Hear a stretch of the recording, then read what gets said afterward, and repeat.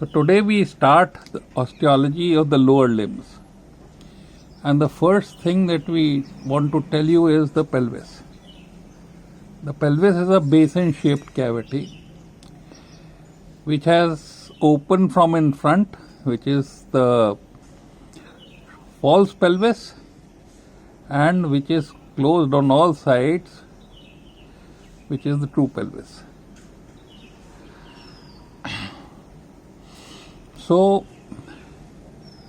this cavity would basically form the base of the abdomen. So it's suspended by the abdominal muscles. It will give attachment through the acetabulum and the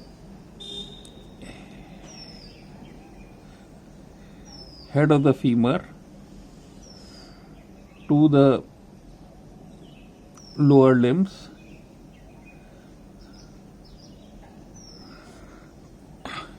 And it will pass the rectum and anal canal of the GIT, the vagina, which is the birth tract, and the urine. So the urine, the baby, and the feces pass through this true pelvis and end up in the urethra, the vagina, and the anal canal. There is an intricate system of muscles which are called as the pelvic diaphragm that control this exit. The false pelvis would give passage to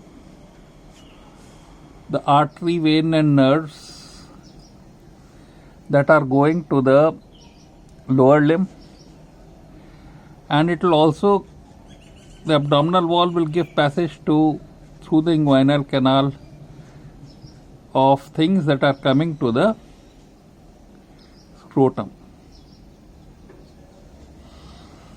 So the vas deferens or the round ligament in females, the testicular artery, nerve, lymphatics, all these things emerge out of an opening in the anti-abdominal wall, and they go through the inguinal canal, emerging through its superficial ring, and come out and get here. And the muscles that move the hip, the abductors on this side, adductors on this side, which you can see, the flexors will be in front and the extensors would be behind. So muscles that move the hip will also be considered. So now first of all, we'll go around the boundaries of the pelvis. Then we will go on the inner surface and on the outer surface. So the boundaries first. This is the iliac crest. This is the anteoesophageal spine. This is the anteinferior spine.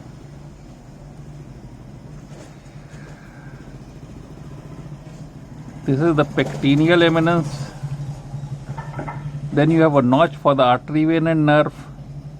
Then you have the pubic tubercle, the pubic crest, the symphysis pubis. Here you have the posterior sphenic spine, posterior inferior iliac spine. You have the greater sciatic notch, the ischial spine, the lesser sciatic notch, the ischial tuberosity, the ischiopubic ramus, which ends on the pubic symphysis. On this side, you have the attachment of the sacrum and a sacrotuberous ligament connects the sacrum to the ischial tuberosity. On the anterior side, from the anterior supilic spine to the pubic tubercle, you have another ligament which is called as the inguinal ligament. Then you have an obturator foramen here, and behind it you have, behind and above it you have a notched fossa, which is the acetabulum. You can see an obturator membrane here, and you can see the interacetabular ligament connecting the notches. This is the articular portion of the acetabulum, and this is the non-articular portion. There is a ligament which arises from the transverse acetabular ligament and the ends of the acetabular notch. This is the acetabular notch, and it goes and gets inserted into the head of the femur. So if you see it on the side, if this is the articular portion and this is the non-articular portion of the acetabulum, on the inferior side you have the transverse acetabular ligament. You have the head of the femur. You have a non-articular fovea capitis. Fovea capitis means fovea on the head, and this ligament is oriented like this. It is called as ligament of teres. Now the most important part is that here there is an artery which is called the obturator artery.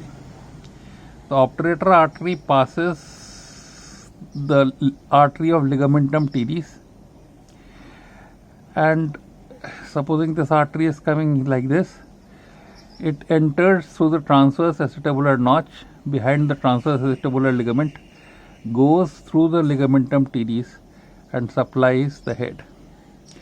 Now in children there is a growth plate here, and therefore in the neck all the intraosseous vessels that are coming from the nutrient artery are blocked by this growth plate. Only the vessels that are coming outside, supposing this is the neck, only the vessels that is coming outside the neck will be able to cross into the head. So these are called as lateral epiphyseal vessels, because this is the epiphysis. So the lateral epiphyseal vessels are intraosseous and extraosseous. The extraosseous vessels can reach the head, the intraosseous can't. And these extraosseous vessels are subject to pressure by the synovial membrane. So this is the synovial cavity. Supposing there is a lot of fluid here, then these vessels will get pressed, and the extraosseous lateral epiphyseal supply of the head will go, and therefore the head, depending on the artery of ligamentum teres, which is only about 3% of the supply, will undergo ischemic necrosis. So this will shrink, it will become fragmented, it will look more sclerosed as compared to the opposite side, and it will be replaced gradually from outside by the new bone formation, which is called as head in head sign. Head in head sign.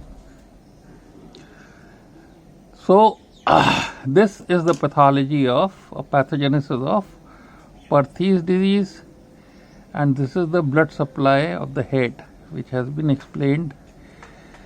Now This ischial tuberosity has a quadrangular portion and a triangular portion. The quadrangular portion is divided into an upper lateral and a lower medial. The upper lateral would give rise to biceps femoris, and the lower medial will give rise to semimembranosus and semitendinosus muscles. The triangular portion is divided into an outer half and an inner half. The outer portion would give rise to the ischial head of adductor magnus. There is a huge muscle which is the adductor magnus, which arises like this, and it goes down.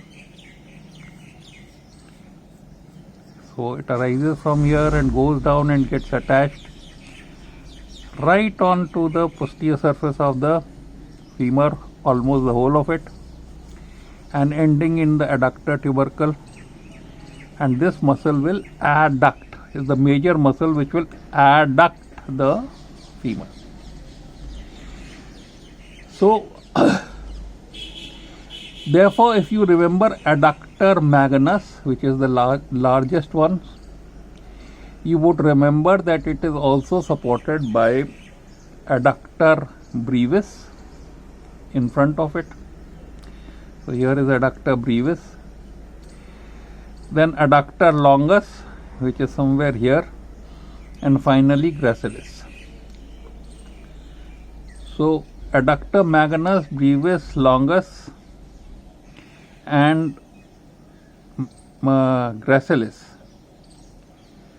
form the major adductors of the upper limb. From, if we place the head here and the neck here and the lesser trochanter here and place the femur here and the trochanter like this, then there will be structures that pass through the greater sciatic notch, because you know there is another ligament which goes deep to the sacrotuberous ligament and gets attached to the sacrum, and this is called as the sacrospinous ligament. So the sacrotuberous and the sacrospinous ligaments convert the greater sciatic and the lesser sciatic notches into foramen. Now one very major muscle which is arising from the sacrum emerges out of the greater sciatic notch and gets attached to the tip of the greater tuberosity. Now this is the only muscle which connects the femur directly to the spine or the end of the sacrum, and it bypasses the ilium. This muscle is called as piriformis. So if you want to remember the structures that pass from the greater sciatic foramen, the first thing you remember is piriformis. Then you remember above the piriformis, which is the superior gluteal artery, vein and nerve. From here, superior gluteal artery, vein and nerve. Then below, remember the inferior gluteal artery, vein and nerve. The three nerves which are emerging out of the greater sciatic notch and going to the lower limb, namely the sciatic, the posterior cutaneous nerve of thigh, and nerve 2 quadratus femoris. So one important muscle that we want to place below the piriformis is the inferior gemellus, which arises from this and forms an attachment here. So this is inferior gemellus, Then you have a muscle which arises from inside the pelvis, winds round the ischial tuberosity, emerging from the lesser sciatic notch. This muscle is obturator internus, and below it you have the inferior gemellus. We'll see it in the posterior view also. And finally you have a muscle which arises from the outside the ischial tuberosity, gets attached to the femur, which is the quadratus femoris. So from above downwards you have the piriformis, the superior gemellus,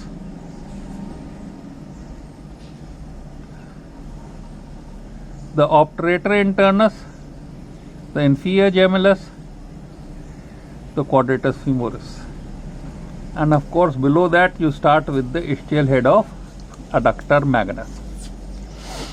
So the three nerves that arise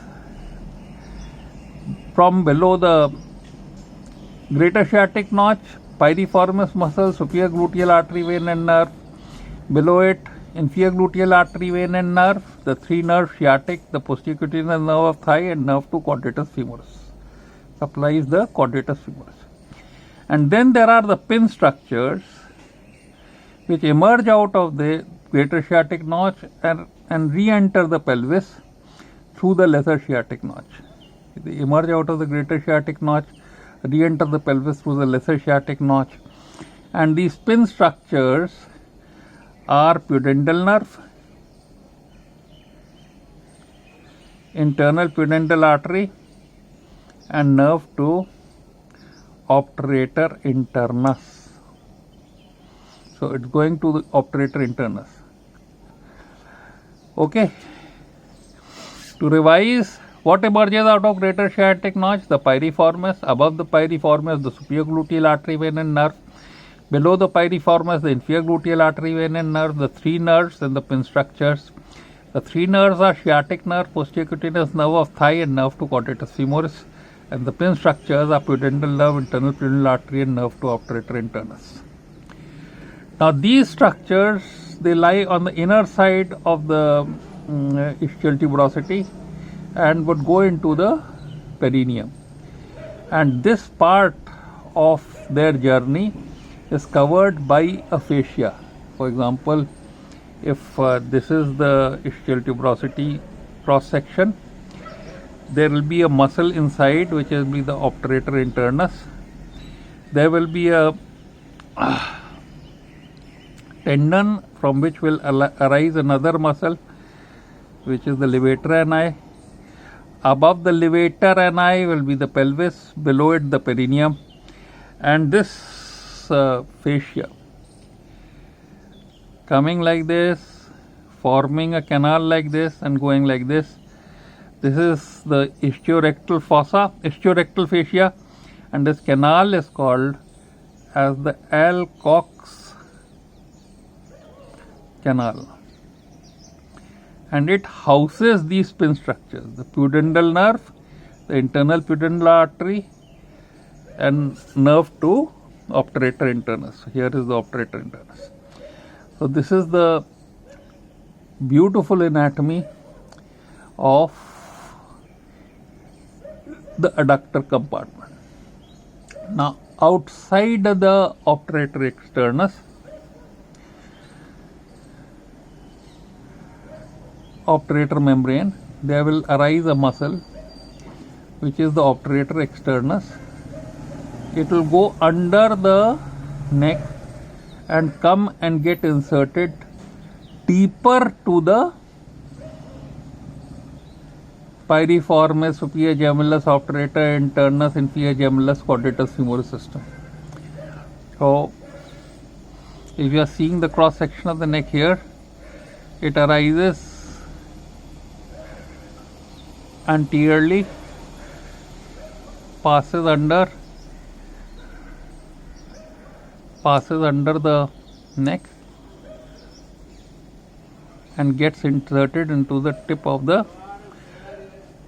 trochanteric fossa, deep to your, you see the piriformis the superior gemellus, the inferior gemellus, and the obturator internus. Okay.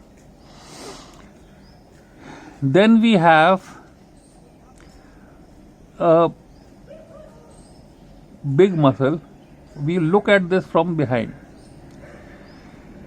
But before that, there is a big muscle that arises from this part of the ileum, the sacrotuberous ligament. And this huge muscle, we'll make it almost by the rate, gets a big insertion on the extensor surface. And this huge muscle covering all this is gluteus maximus. So this big muscle, all this coming and getting inserted onto the femur, extending the femur, is gluteus maximus. In front is the gluteus medius, which abducts, tip of the trochanter which abducts, and in front is the gluteus minimus, which flexes the hip.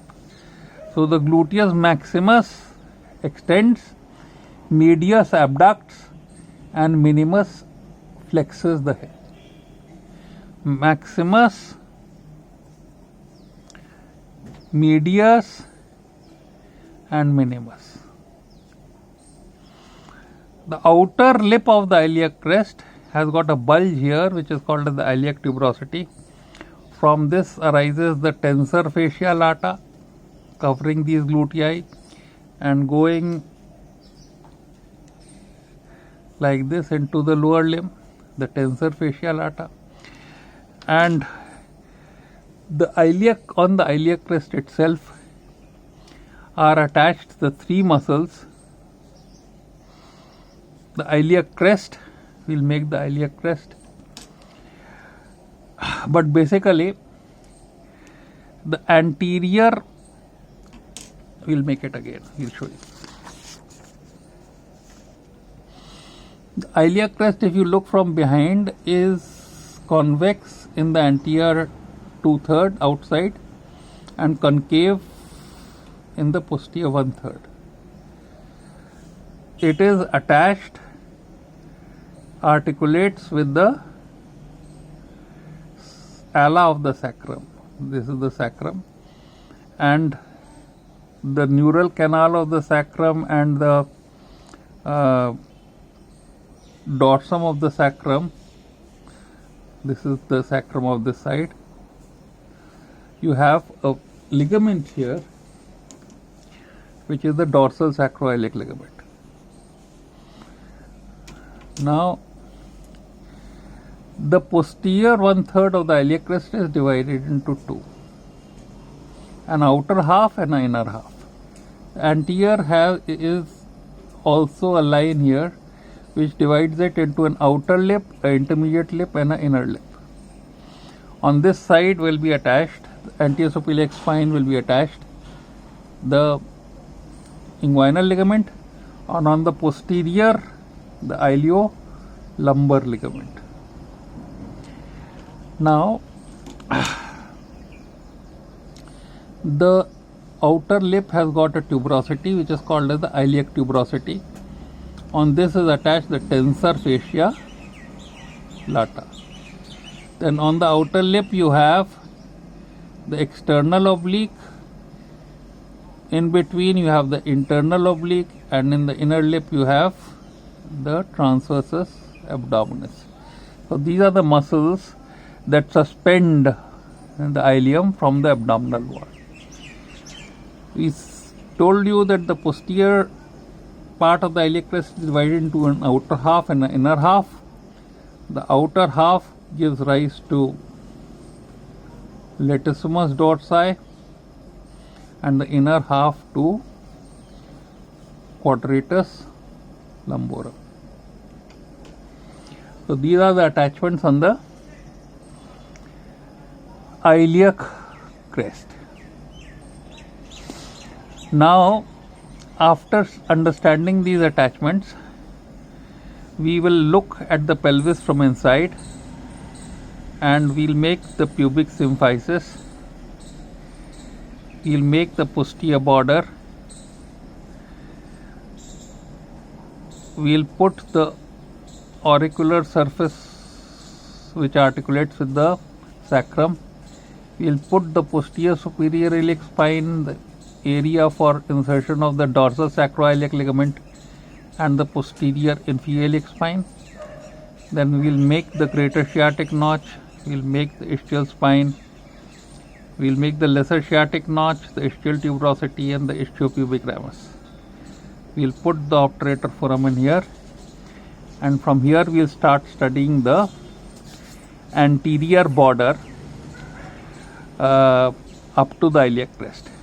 So first there's pubic crest, on which is attached the pyramidalis muscle and the linea alba here, linea alba pyramidalis. Then you have the pubic tubercle, on which is attached the inguinal ligament. Then you have a notch, which you have the lacunar part of the inguinal ligament. Then you have the lymph node of Clockway, and then you have the vein, the artery, and the nerve, femoral vein, artery, and nerve. Then you have a pectineal eminence, on which is attached the pectineus.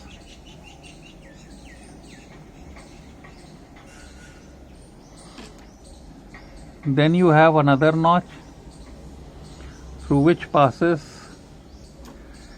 the iliopsoas tendon. The psoas is coming from the spine. The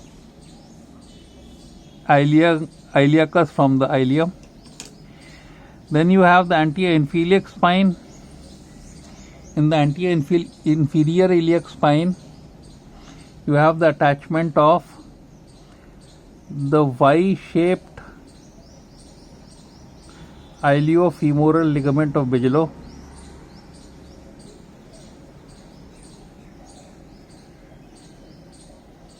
And the straight head of rectus femoris. Then you have the anterior suprailiac spine, on which is attached the inguinal ligament and the sartorius. Inguinal ligament and the sartorius muscle.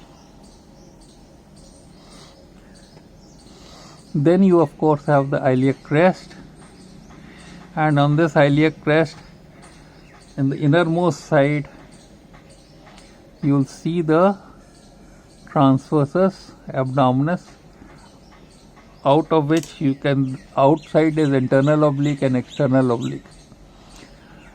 On the posterior side, you have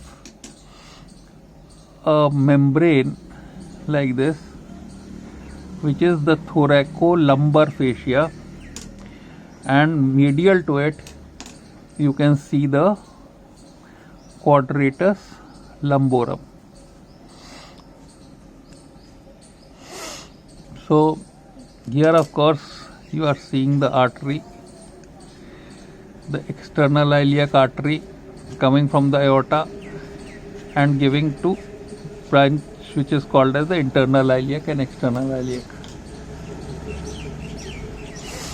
Now as you go behind posterior suprailiac spine,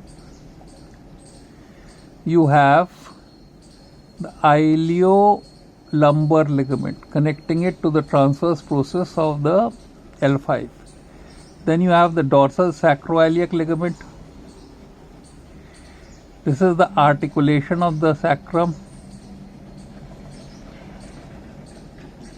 You can see the sacrospinous ligament first, and the sacrotuberous ligament coming like this and getting attached to the ischial tuberosity. you can see the piriformis arising from the anterior surface of the sacrum going out. You can see the obturator membrane here. Then you see the obturator internus arising like this, getting out of the lesser sciatic notch. And here is a chance to revise that piriformis, above the piriformis, superior gluteal artery, vein and nerve; below the piriformis, inferior gluteal artery and vein and nerve, the three nerves and the pin structures. The three nerves are sciatic nerve, posterior cutaneous nerve of thigh, and nerve to quadratus femoris. The pin structures are that emerge out of the lesser sciatic notch, greater sciatic notch, and re-enter through the lesser sciatic notch. So they emerge out like this and re-enter like this. So why should they do it? Get out and get in. The answer is that from the pubic symphysis to the ischial spine is a tendon, and this tendon gives rise to a muscle. Now this muscle is horizontally placed. You see, if this is the pelvis, here you have the obturator internus on this side. Here you will have this tendon, which is the tendon of the levator ani, and you will have a horizontally placed muscle like this, and this horizontally placed muscle will form the levator ani or the pelvic diaphragm. And this pelvic diaphragm will be placed from behind forward by rectum and anal canal, recto-anal junction, by vagina in females, and by the urethra. Anything above the pelvic diaphragm is pelvis, below it is the perineum. So you see, perineum has got an opening which is directed backwards. Alright. If you see on the two sides, there is an opening like this which is directed backwards. And then you have an opening which is directed forwards, which is this. So this part is called as anal triangle, because the structure that passes through this, there is a rectum which comes like this, thick, and the anal canal which passes like this. So there is an angle between the rectum and the anal canal held to the pubic symphysis. There is an angle between the rectum and the anal canal which prevents the stool from leaking. So if this angle becomes less, then not only the stool will leak. If this muscle relaxes and the angle becomes less, muscle coming like this, okay, it relaxes and the angle becomes less, not only the stool can leak, but there can also be a prolapse of the rectum. The triangle in front is called as urogenital triangle because it gives passage to the vagina. This is the vagina and this is the uterus, and it also gives passage to the urethra. This is the bladder. And this urogenital diaphragm has got must pierce a pouch. So there's a perineal membrane here. There's superior fascia of the pelvic diaphragm, and there's the inferior fascia which covers the rectum, the penis, and goes into the abdomen. So this is the superficial fascia of the pelvic diaphragm, and this gives rise to two pouches, a deep perineal pouch and a superficial perineal pouch. You would find that between the urogenital diaphragm and levator ani, there is a space here which is called as the anterior recess of the ischiorectal fossa. So this urethra comes out from the perineal membrane, becomes the perineal urethra, and then it becomes the penile urethra. It is attached to the pubic symphysis by the dorsal ligament of the penis. So the superior gluteal artery, vein and nerve here, inferior gluteal artery, vein and nerve here, and the pin structures, and getting out of the greater sciatic notch to bypass the pelvic diaphragm, re-entering through the ischial lesser sciatic notch, and here they lie in the Alcock's canal, which opens in the deep perineal pouch. And these pin structures are pudendal nerve, internal pudendal artery, and nerve to obturator internus. So this nerve to obturator internus. And this is the Alcock's canal.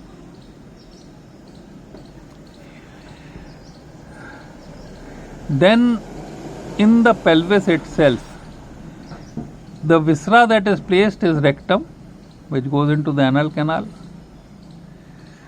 You have the vagina and the uterus with its tubes coming out, and you have the urethra and the bladder. So these are the viscera of the pelvis, and this finishes a brief view of the inner side of pelvis.